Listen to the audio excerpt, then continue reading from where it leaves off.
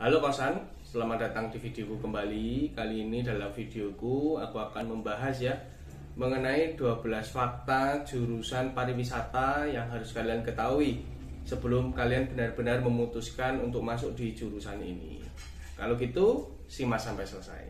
Yang pertama, kuliah di bidang pariwisata, kalian itu harus tahu kalau kuliah kalian itu pakai seragam.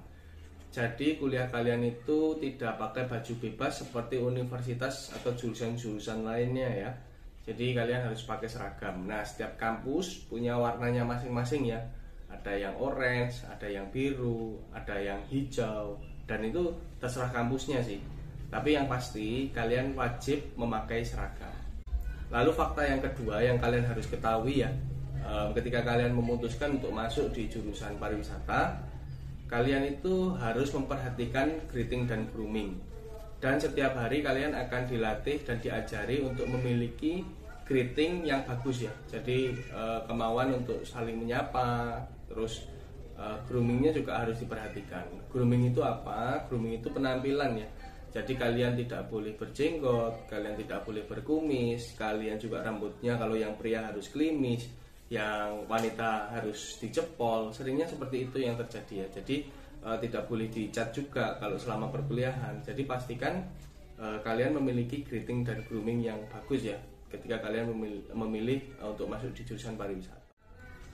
Yang ketiga, selama pengalaman yang aku pernah lakukan di jurusan pariwisata dan juga melalui berbagai sumber yang sudah aku cari di internet, yang aku sudah wawancarai, pasti ada wajib magangnya ya. Jadi jurusan pariwisata itu kalian akan diajak untuk magang, dan itu wajib ya, baik itu 3 bulan maupun 6 bulan.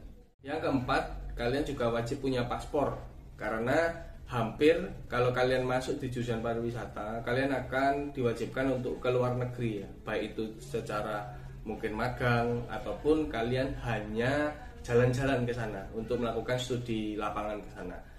Yang kelima, yang tidak kalah penting adalah mengenai biaya ya. Jadi biaya kuliah di jurusan pariwisata itu aku bisa bilang relatif mahal ya, cukup mahal.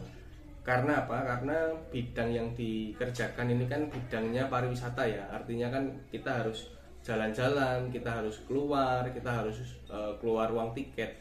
Walaupun beberapa kampus negeri itu menggratiskan ya. Tapi kalau kalian masuk ke kampus swasta, biasanya kalian harus membayar biaya itu semua sendiri. Yang keenam, yang kalian harus ketahui juga, kalian wajib bisa bahasa Inggris atau bahasa asing ya. Jadi gini, ketika kalian masuk, memang ada beberapa kampus yang mewajibkan kalian harus sudah bisa aktif pakai bahasa Inggris. Tetapi ada juga kampus yang tidak mewajibkan ya, yang artinya kalian bisa belajar waktu kalian berkuliah. Tapi waktu lulus sebisa mungkin kalian sudah bisa bahasa asing, karena memang wajib ya kalau lulusan pariwisata itu kalau sebisa mungkin memiliki kemampuan minimal bahasa Inggris yang aktif, kayak gitu sih. Yang ketujuh, kuliahnya bisa sambil jalan-jalan ya, dan ini memang fakta menarik karena sepengalaman aku juga, karena kebetulan aku ambilnya pariwisata, kuliahnya itu memang benar-benar kita banyak studi ke lapangan ya, dan kita di situ dapat tugas juga di lapangan, walaupun memang di situ sebetulnya kita lebih banyak jalan-jalannya ya. Tetapi ya inilah yang menjadikan kuliah pariwisata menarik, karena kita bisa berkuliah sambil belajar di lapangan.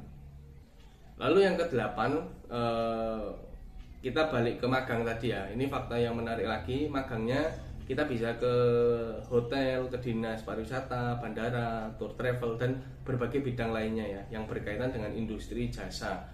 Biasanya diizinkan, tetapi tetap berpacu pada kampus kalian ya. Jadi kuliah di pariwisata itu karena kuliahnya mengacu pada hospitality, keramah tamahan, jadi area-area magangnya biasanya di area-area seperti itu. Yang kesembilan yang menarik juga ya, mengenai lulusan. Nah, ini lulusannya itu banyak sekali yang akhirnya bekerja di luar negeri ya. Jadi aku juga punya beberapa teman yang mereka akhirnya bekerja di hotel-hotel yang ada di Qatar sana ya. Ada juga yang bekerja di kapal. Ya, memang jurusannya pariwisata, tapi itu masih sinkron ya dengan apa yang dilakukan di jurusan kuliah, karena juga mempelajari hal-hal seperti itu. Jadi memang banyak teman-teman yang akhirnya juga memutuskan untuk bekerja di luar negeri. Yang ke-10, ini biasanya ditanyakan juga ya, yaitu mengenai bisa nggak kalau kuliahnya sambil bekerja? Oh bisa banget, aku bisa jawab gitu ya. Karena jurusan pariwisata itu banyak freelance-nya. Jadi kalian bisa menjadi tour guide freelance, kalian bisa casual di hotel, kalian bisa jual tiket dan jual produk-produk pariwisata lainnya. Ya seperti itu ya. Jadi kerjanya itu bisa tidak mengikat kalau kalian kuliah di jurusan pariwisata. Yang ke-11 ini yang juga mungkin untuk kalian ketahui aja, jurusan pariwisata itu masuk ke dalam Fakultas Ilmu Budaya. Yang ke-12 ini biasanya juga ditanyakan para orang tua dan juga para anak-anak sih yang mau masuk ke jurusan pariwisata. Berapa lama kira-kira waktu kuliahnya? Nah, jadi di jurusan pariwisata itu ada yang kampus-kampus itu ada yang D3, ada juga yang D4, ada juga yang S1. Nah, untuk rentan waktu D3 biasanya anak-anak pariwisata itu tepat waktu ya. Jadi cukup 3 tahun. Nah, untuk D3 biasanya cuma 3 tahun, kalau D4 ataupun S1 biasanya cukup 4 tahun dan relatif anak-anak pariwisata itu lulusnya tepat waktu. Nah, itu tadi adalah beberapa fakta yang bisa aku beberkan ya mengenai jurusan pariwisata.